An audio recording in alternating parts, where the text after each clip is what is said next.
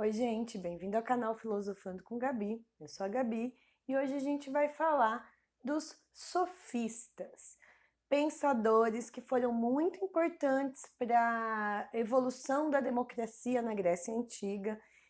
Existe uma ideia bem negativa sobre eles, né? Porque o Sócrates fez muitas críticas aos sofistas. Os sofistas são contemporâneos ao Sócrates, eles viveram no mesmo período. Então, o Sócrates viu o trabalho que eles desenvolviam e não concordava com muito do que eles faziam, que basicamente era ensinar a filosofia, ensinar as táticas de argumentação e cobrar por esse ensino. Antes, a gente precisa entender qual foi o período o período socrático.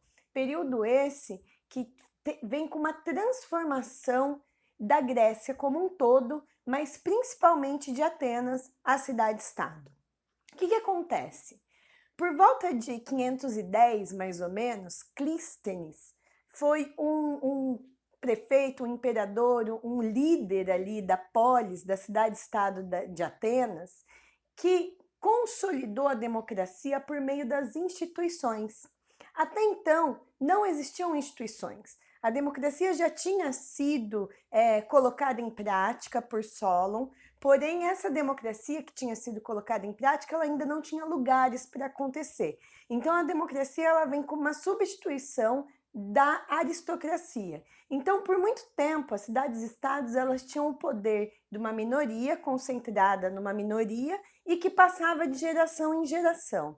Com o sistema democrático, as pessoas passaram a poder participar agora das decisões da polis, e isso vai ter origem basicamente em Atenas.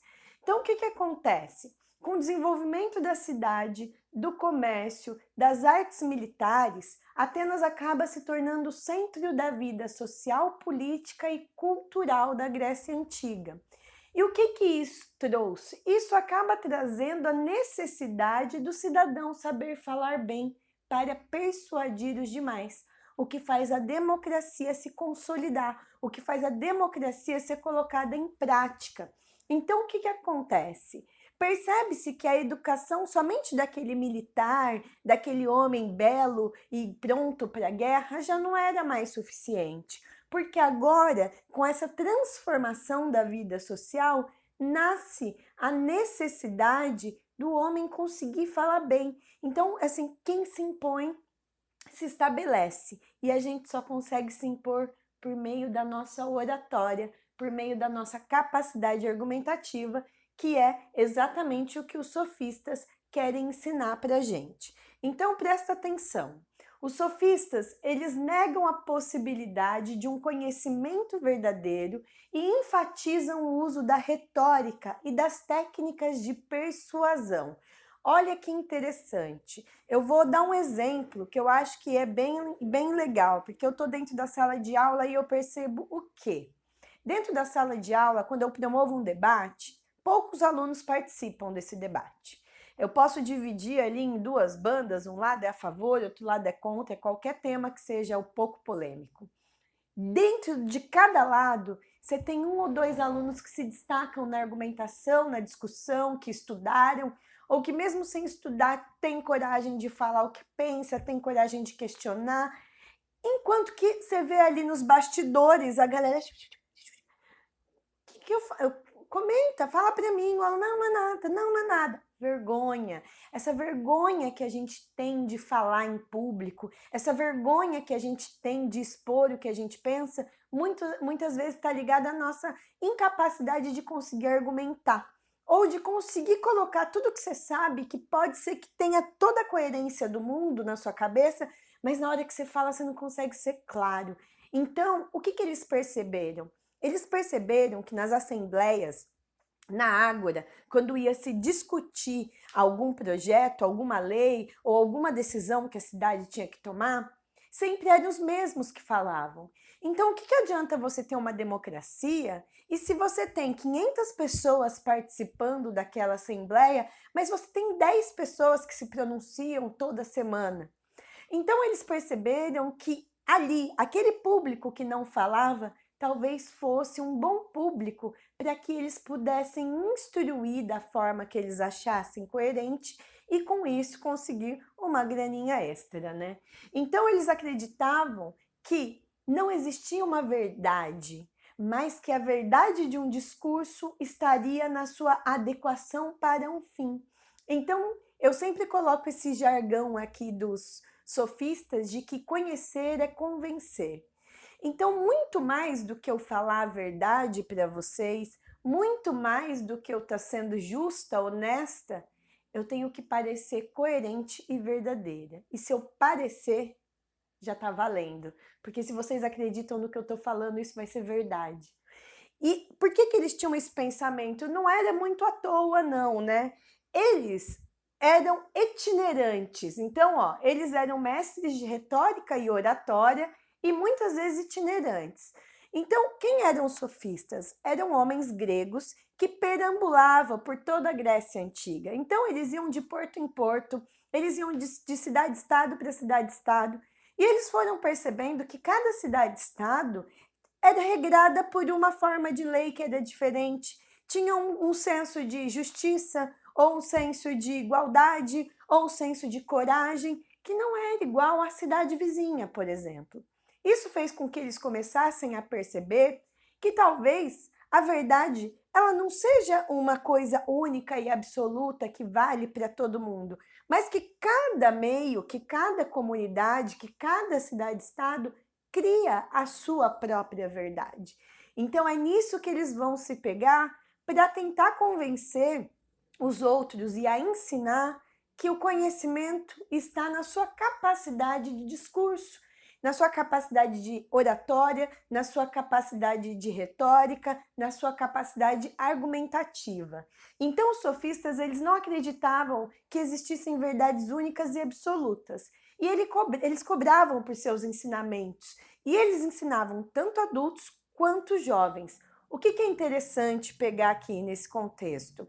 Lembra que lá no começo eu acabei de falar que Atenas estava se tornando um destaque no comércio também? Então, muita gente que era uma classe bem inferior passou a ter um pouquinho mais, que eram os comerciantes. Só que esses comerciantes, como eles não eram nobres, eles não vinham da antiga democracia, eles não tinham muito conhecimento sobre as coisas. Então, eles viram nessa capacidade, nesse aprendizado que os sofistas podiam passar, uma forma de conseguir uma ascensão na vida política. Então, olha aqui, principalmente as famílias abastadas ou em ascensão, pagavam pelos ensinamentos dos sofistas em busca de uma ascensão na vida política. Porque se eu consigo entrar na polis, se eu consigo entrar na ágora, se eu consigo participar de uma assembleia, falar e ser ouvido, talvez eu consiga me efetivar dentro desse campo democrático que estava acontecendo naquele momento na Grécia, em Atenas especificamente. Então, aqui uma imagem para ilustrar esse momento. Imagina só um monte de gente podendo falar e só 10 pessoas falando. E de repente, com a ajuda dos sofistas, existe uma evolução. Não é mais só 10 pessoas, agora você pode ter 100 pessoas falando. Então, por mais que as pessoas possam ter visto os sofistas como uma forma de mau caratismo, porque eles não estavam comprometidos com a verdade, mas eles estavam comprometidos em convencer os outros, isso acabou também agregando porque tinha mais gente participando. Então, assim, a gente pode pensar nos sofistas tanto para o bem quanto para o mal. Assim como a gente está na vida em sociedade hoje, né? Quando eu falo disso na sala de aula, eu gosto de usar um exemplo, por exemplo, dessa capacidade sofista, assim, que são os advogados, por exemplo, né? Que são pessoas que têm uma capacidade de bom argumento e que conseguem se apropriar da lei, se apropriar de um caso e defender aquilo com uma maestria que às vezes alguém que tem todo o conhecimento da lei, porque não consegue argumentar e colocar a lei no lugar certo, acaba não conseguindo ter uma boa execução de sentença ali no fim para a pessoa de quem ele está defendendo ali. Então, a gente tem a democracia dos sofistas, o que não dos sofistas, mas como eles aprimoram isso. Considerando a importância da democracia na sociedade grega, saber falar bem e ser ouvido significava muito. Então eles têm um papel de muita relevância. Quem desejava o poder na vida política tinha um apreço enorme pelos sofistas. O Sócrates é quem não tinha esse apreço, porque ele acreditava que o que os sofistas faziam até era válido, mas o Sócrates, depois vocês vão ver na próxima aula, que ele acreditava no poder de uma verdade absoluta. E eles despertaram o interesse pela dialética. Então a filosofia do Sócrates foi mais bem aceita porque os sofistas já estavam ali desenvolvendo esse papel da dialética, que é uma tese, uma antítese e uma síntese, essa capacidade de discurso, de diálogo que a gente tem para chegar em algum senso, em alguma medida que seja justa para todo mundo. E para eles a ideia de justiça era uma ideia de comum acordo.